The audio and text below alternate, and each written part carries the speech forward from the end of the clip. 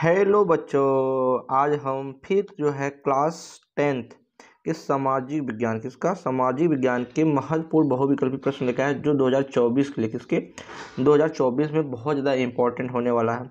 ये जो हमने 30 बहुविकल्पी लिया हूँ यहाँ से, ये तुम्हारे जो है एग्जाम पॉइंट व्यू 2024 को देखते हुए लिया हूँ।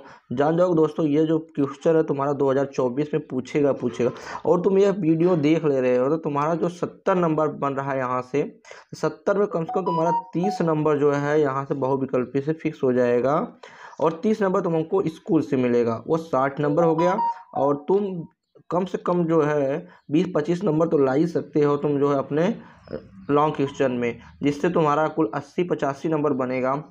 ये वीडियो देखने के लिए आपका अपना चैनल जो है यूट्यूब पे क्या नाम है, विजन क्लासेस VI पे जाइए और सब्सक्राइब कीजिए, जिससे आपके हमारा डेली टू डेली का जो है वीडियो आपको मिलता रहेगा, डेली टू डेली वीडियो मिलता रहेगा और जिससे आपके एक 2024 में क्लास 10 में एक अच्छा नंबर स्कोर कर सकते हो। हम चलते हैं प्रश्न नंबर 1 की तरफ। प्रश्न नंबर 1 हमारा क्या कर रहा है, प्रश्न नंबर 1 जो हमारा यहाँ से कर रहा है कि संयुक्त राष्ट्र संघ की स्थापना कब हुई थी। ए 1945, बी 1920, सी 1942 और डी 1947। तो संयुक्त राष्ट्र संघ की जो स्थापना हुई थी दोस्तों यहाँ से, वो हुई थी 1945, मतलब ए द राइट। हम बढ़ते प्रश्न नंबर दूसरा की तरफ। प्रश्न नंबर दूसरा हमारा क्या कर रहा है कि भारत में मताधिकार की आयु कितनी होनी, मतलब हम वोट कितने वर्ष बाद डाल सकते हैं। तो हमारा ए 21 वर्ष, बी 20 वर्ष, सी हमारा 25 वर्ष, डी हमारा 18 वर्ष। हम कितने वर्ष में डाल सकते हैं, हम 18 वर्ष के बाद जो है हम मतदान कर सकते हैं। हम प्रश्न नंबर तीसरे की तरफ बढ़ते हैं। प्रश्न नंबर तीसरा हमारा क्या कर रहा है, प्रश्न नंबर हमारा तीसरा करा कि स्वराज मेरा जन्म सिद्ध अधिकार है, मैं इससे लेकर रहूंगा, यह किसका कथन है। गोपाल कृष्ण गोखले, बाल गंगाधर तिलक, पंडित जवाहरलाल नेहरू, महात्मा गांधी। तो सभी बच्चे हमारे जितने और श्रेणियाँ हैं, इसका आंसर कमेंट में जरूर बताना, बाकी फिर हम बता रहे हैं। बी आंसर हमारा इज द राइट। बाल गंगाधर तिलक ने ही बोला था जन्म सिद्ध अधिकार है, मैं इसे लेकर रहूंगा। प्रश्न नंबर 4 की तरफ बढ़ रहे हैं। प्रश्न नंबर हमारा 4 क्या कर रहा है यहाँ से, प्रश्न नंबर 4 जो कर रहा है संयुक्त राष्ट्र संघ का मुख्यालय कहाँ स्थित है। Washington, Geneva, New York, Austria. ये क्वेश्चन का आंसर लवी सभी बच्चे जानते भी होंगे, क्योंकि ये तो बोर्ड एग्जाम में बहुत ज़्यादा इंपॉर्टेंट रोल करता है। ये क्वेश्चन पूछता है कि इसका आंसर जो यहाँ से C answer is the right. जो है संयुक्त राष्ट्र संघ का मुख्यालय जो है कहाँ पे स्थित है, न्यूयॉर्क में स्थित है। हम बढ़ते हैं प्रश्न नंबर 5 की तरफ। प्रश्न नंबर 5 हमारा क्या कर रहा है, प्रश्न नंबर 5 कर रहा है कि प्रथम विश्व युद्ध का प्रारंभ कब हुआ था। तो प्रथम विश्व युद्ध का प्रारंभ कब हुआ था।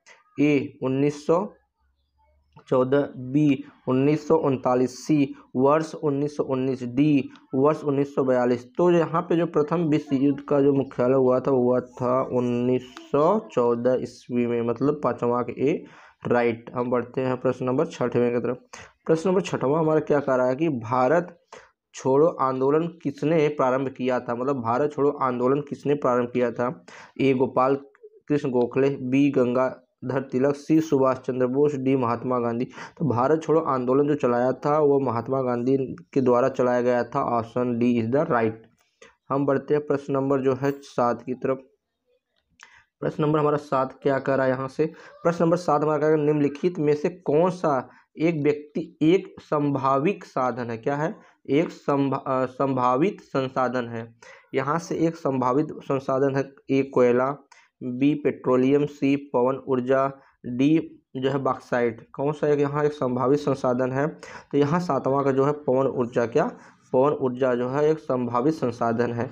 हम बढ़ते हैं प्रश्न नंबर 8 की तरफ। प्रश्न नंबर 8 हमारा क्या कर रहा है, प्रश्न नंबर 8 हमारा क्या है, मुंबई हाई प्रसिद्ध है किसके लिए, पेट्रोलियम के लिए, कि बी तांबा के लिए, सी सौर ऊर्जा के लिए, कि डी कोयला के लिए। किसके लिए प्रसिद्ध है, सभी कमेंट में जरूर बताना दोस्तों। तो ये जो तुम्हारा जो है प्रसिद्ध है मुंबई, वो पेट्रोलियम के लिए प्रसिद्ध है। किसके लिए, पेट्रोलियम के लिए प्रसिद्ध है, मतलब 8वां का जो है ए आंसर राइट। हम बढ़ते हैं प्रश्न नंबर 9 की तरफ। प्रश्न नंबर 9 हमारा क्या, निम्नलिखित में से कौन सी फसल मोटे अनाज के अंतर्गत सम्मिलित की जाती है। चना, मूंगफली, ज्वार और मूंग। तो यहाँ से जो हमारा C answer is the right. हम ज्वार को जो है मोटे अनाज की जो है अंतर्गत सम्मिलित करते हैं। तो हम बढ़ते हैं प्रश्न नंबर 10 की तरफ। प्रश्न नंबर 10 हमारा क्या करा है? प्रश्न नंबर 10 हमारा जो करा है, देखो बच्चे, ये जो हमारा क्वेश्चन है तुम देख लेना, वीडियो देख रहे हो और देख लेना, बहुत ज़्यादा इंपॉर्टेंट है तुम्हारे जाना 2024 एग्जाम में, जो तुम्हारा बहुविकल्पी 30 नंबर का कराता है। उसके अंदर जानो सामाजिक विज्ञान के इससे बाहर जो मैं क्वेश्चन करा रहा हूँ, लमसम सारे क्वेश्चन आएंगे, एक भी बाहर से नहीं आएगा। इस बात को नोटिस करना और इसको जितना हो सके अपने दोस्तों के जरूर शेयर करना, जिससे उनका भी फायदा हो जाए। हम बढ़ते हैं प्रश्न नंबर 10 की तरफ। प्रश्न नंबर 10 हमारा क्या करा है कि सामान्यतः किसी देश का विकास निम्नलिखित में से किस आधार पर निर्धारित किया जा सकता है? प्रति व्यक्ति आय, औसत संरक्षण स्तर, लोगों की स्वास्थ्य की स्थिति, या यह सभी में? बात सही है। जो हम किसी देश का विकास जो है उसको जो हम निर्धारित करते थे, ये हमारा प्रति व्यक्ति का आय से भी करेंगे, औसत संरक्षण स्तर से भी करेंगे, लोगों की स्वास्थ्य स्थिति करेंगे, मतलब डी आंसर इज द हमारा राइट। ये सभी के सभी होंगे। ठीक है, हम बढ़ते हैं प्रश्न नंबर 11 की तरफ। प्रश्न नंबर 11 हमारा क्या करा है? ये क्वेश्चन तो बहुत हलवा है, सभी बच्चे कर लेंगे, बोर्ड में पूछता है, ये ज्यादा नोटिस करना। फ्रांस की क्रांति कब हुई थी? फ्रांस की क्रांति कब हुई थी? 1888, सॉरी, ए 1688, बी 1789, सी 1914, डी 1939। कब हुआ था? तो सभी बच्चे इस आंसर का जो है प्रश्न का भी आंसर कमेंट में जरूर बताना। ये तुम्हारा जो है 1789 ईस्वी में जो है फ्रांस की क्रांति हुई थी। हम बढ़ते हैं ये ब्रह्मा प्रश्न की तरफ। ब्रह्मा प्रश्न हमारा क्या करा है कि भारत में शिक्षक दिवस कब मनाया जाता है? देखो सभी बच्चे इस दिन का बहुत ज़्यादा बेसब्री से इंतजार करते हैं। जो कोचिंग वाले बच्चे हो या स्कूल वाले बच्चे, उनको जो इस दिन अपने टीचर को सेलिब्रेट करने के लिए मौका मिलता है, वो कब मनाया जाता है? ये सभी बच्चे जानते होंगे, 5 सितंबर के दिन मनाया जाता है। कब? 5 सितंबर के दिन मनाया जाता है। मतलब ब्रह्मा का जो C answer is the right. हम बढ़ते हैं प्रश्न नंबर 13। प्रश्न नंबर 13 हमारा क्या कर रहा है? भारत में राष्ट्रपिता कहकर किसे संबोधित किया जाता है? या हम भारत में राष्ट्रपिता किसे कहते हैं? पहला A option Mahatma Gandhi, B Jawaharlal Nehru, C Subhash Chandra Bose, D Gopal Krishna Gokhale. सभी बच्चे इसका भी आंसर जो कमेंट में बताना। ये जो है महात्मा गांधी को जो है राष्ट्रपिता के नाम से जो है बुलाते हैं, पुकारते हैं या संबोधित करते हैं। हम प्रश्न नंबर 14 की तरफ बढ़े। प्रश्न नंबर 14 हमारा क्या? भारतीय राष्ट्रीय कांग्रेस की स्थापना कब हुई थी? ए 1850 ईस्वी में, बी 1940 ईस्वी में, सी 1857 ईस्वी में, डी 1855 ईस्वी में। तो हमारे जो है यहाँ पे जो है राष्ट्रीय कांग्रेस की जो स्थापना हुई थी, सभी बच्चे कमेंट में जरूर बताना, वो हुआ था हमारा ए 1885 ईस्वी में। हम बढ़ते हैं प्रश्न नंबर 15 की तरफ। प्रश्न नंबर 15 हमारा क्या करा है? प्रश्न नंबर 15 हमारा जो यहाँ से करा है कि निम्नलिखित संविधान भारत में कब लागू हुआ था? कब लागू हुआ था? 15 अगस्त, 14 अगस्त, 10 दिसंबर, 26 जनवरी। तो यहाँ जो हमारा जो है संविधान, भारत में लिखित संविधान जो निम्नलिखित में से लागू हुआ था, वो तुम्हारा हुआ था 26 जनवरी को, मतलब 15 का D answer is the right. हम बढ़ते हैं प्रश्न नंबर 16 की तरफ। प्रश्न नंबर 16 हमारा क्या कर रहा है? प्रश्न नंबर 16 का निम्नलिखित में से कौन सा रोपड़ फसल है? रोपड़ फसल है, तो यहाँ जो रोपड़ फसल है वो हमारा गन्ना फसल, क्या है? गन्ना। सी इज द राइट आंसर। हम बढ़ते हैं प्रश्न नंबर 17 की तरफ। प्रश्न नंबर 17 हमारा क्या करा? यहाँ से करा कि निम्न में से कौन सा संसाधन पुनः चक्रीय है? लोहा, पवन ऊर्जा, ज्वारी ऊर्जा, पशुधन। तो यहाँ जो हमारा है पुनः चक्री है वो हमारा पवन ऊर्जा जो है पुनः चक्री है। पवन ऊर्जा मतलब B answer is the right. हम बढ़ते हैं प्रश्न नंबर 18 की तरफ। प्रश्न नंबर 18 क्या कर रहा है? यहाँ देखते हैं। प्रश्न नंबर 18 जो है कोरबा प्रसिद्ध है किसके लिए? कोरबा प्रसिद्ध है किसके लिए? प्राकृतिक गैस के लिए, कि बी कोयला के लिए, कि सी सौर ऊर्जा के लिए, कि डी बॉक्साइट के लिए? तो जो कोरबा प्रसिद्ध है वो हमारा बी कोयले के लिए प्रसिद्ध है। किसके लिए प्रसिद्ध है? कोयले के लिए प्रसिद्ध है। B answer is the right. हम बढ़ते हैं प्रश्न नंबर 19 की तरफ। प्रश्न नंबर 19 हमारा क्या करें यहाँ से कि निम्न में से कौन सी रेशेदार फसल है? कपास रेशेदार होता है, जूट रेशेदार होता है, प्राकृतिक रेशम, ये भी रेशेदार होता है। कहने का मतलब हमारा D answer is the right, मतलब सभी के लिए जो है ये हमारा सही है। हम बढ़ते हैं प्रश्न नंबर 20 की तरफ।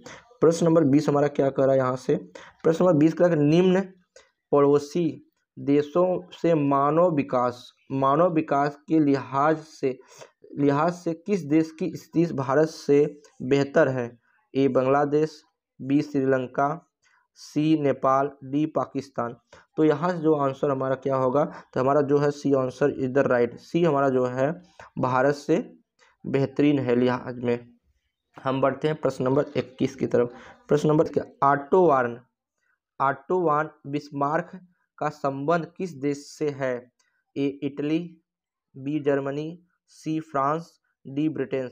तो हमारा जो ऑटो बिस्मार्क का संबंध है वो किससे है बेटा? जर्मनी से है। किससे? जर्मनी से। हमारे शेरों और शेरनियाँ किससे है? जर्मनी से है। प्रश्न और तुमको लगे कि हाँ अच्छा है, लॉजिकली है, जो एग्जाम में आने लायक है, वीडियो को सभी बच्चे जरूर लाइक करना और अपने दोस्तों को जरूर शेयर करना।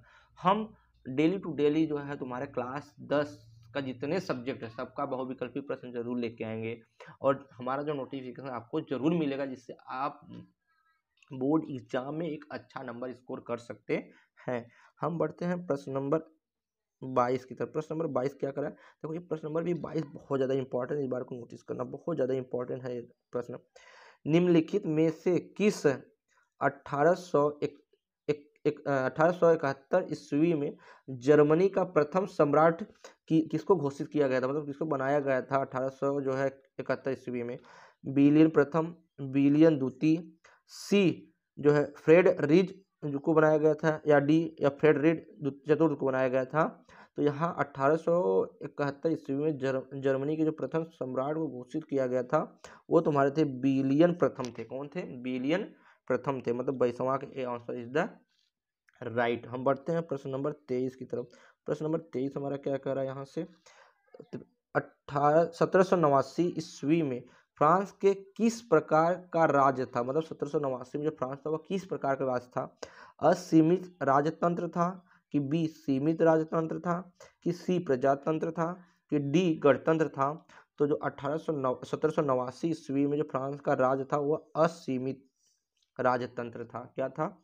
असीमित राजतंत्र था। हम बढ़ते हैं प्रश्न नंबर 24 की तरफ। प्रश्न नंबर 24 हमारा क्या करा है, निम्नलिखित में से कौन सा देश केंद्रीय शक्तियों में सम्मिलित है? केंद्रीय शक्तियों में सम्मिलित है? A Britain, B France, C Germany, D रूस। तो इनमें से कौन सा केंद्रीय शक्ति के लिए सम्मिलित होगा? सी जो है हमारा, और डी जो हमारा केंद्रीय शक्तियों में सम्मिलित है, कौन सा? सी रूस जो है हमारा केंद्रीय शक्तियों के लिए सम्मिलित है, याद रखना। हम बढ़ते हैं प्रश्न नंबर 25 की तरफ। प्रश्न नंबर 25 क्या करा है, श्रीलंका में निम्नलिखित में से कौन सा बहुसंख्यक वर्ग है? मतलब श्रीलंका में सबसे ज्यादा वहां पे कौन से वर्ग के लोग पाए जाते हैं? तालिम, ए, बी ईसाई, सी सिंहली, डी मुस्लिम। तो यहाँ सभी बताना, कोई इंपॉर्टेंट क्वेश्चन है। तो यहाँ जो है सिंहली जो है तुम्हारे सबसे ज़्यादा पाए जाते हैं श्रीलंका के अंदर, बहुसंख्यक वर्ग के हैं। बढ़ते हैं प्रश्न नंबर 29 की तरफ। प्रश्न नंबर 29 क्या करा है कि निम्नलिखित में से कौन सा राज्य भारत का संघीय राज्य नहीं है? ए उत्तर प्रदेश, बी महाराष्ट्र, सी पंजाब, डी दिल्ली। सभी बच्चे इसका कमेंट बताना। जो दिल्ली है वो हमारा जो है संघीय राज्य नहीं है, मतलब 26वां का आंसर इज द डी। हम बढ़ते हैं प्रश्न नंबर 27 की तरफ।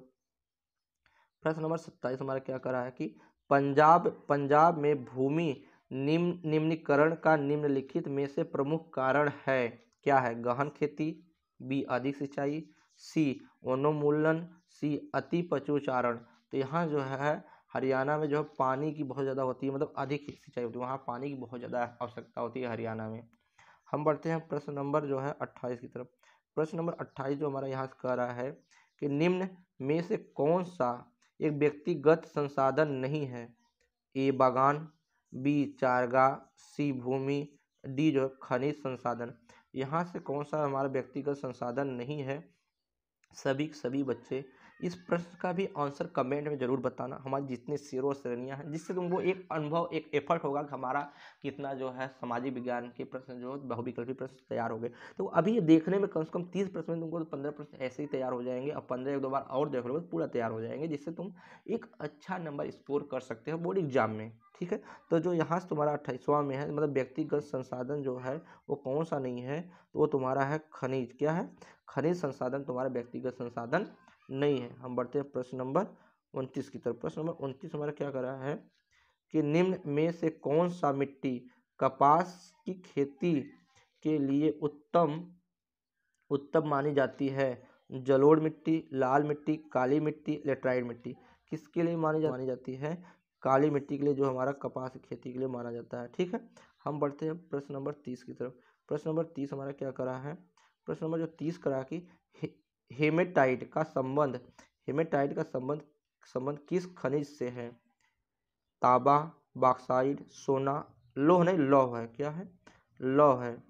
लौह लौह अयस्क से है। तो यह हेमेटाइट का संबंध जो है वो हमारा लौह अयस्क से है, मतलब 30वां का D answer is the right. दोस्तों ये वीडियो अच्छा लगे तो वीडियो को लाइक शेयर एंड सब्सक्राइब करना, जिससे हमारे नई नई वीडियो का नोटिफिकेशन आप सबको मिलता रहे। थैंक यू दोस्तों।